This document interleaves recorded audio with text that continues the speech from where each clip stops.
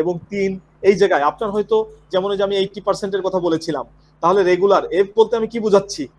আমি এখানে একটা ফর্মুলা আমি চেঞ্জ করে দিচ্ছি, ধরেন আপনি যেহেতু বললেন আমি একটা ফর্মুলা চেঞ্জ করে দিব, একটা ফর্মুলা তৈরি করে দিচ্ছি। এই ফর্মুলাটা আমি তৈরি করলাম, একটু খেয়াল করেন।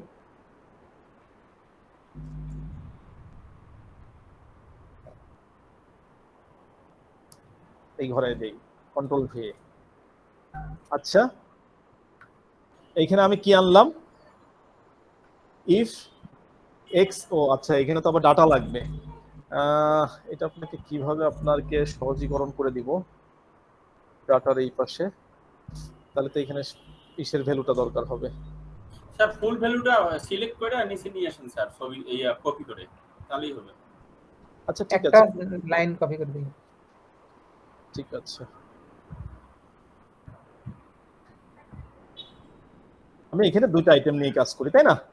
দুইটা আইটেম দেখাই, তারপর এটা পরে দেখা যাবে। ওকে, আমি ফর্মুলাটাও কপি করে নিয়ে আসি। ফর্মুলাটা কপি করে নিয়ে আসার পরে আমি ফর্মুলাতে কিছু চেঞ্জ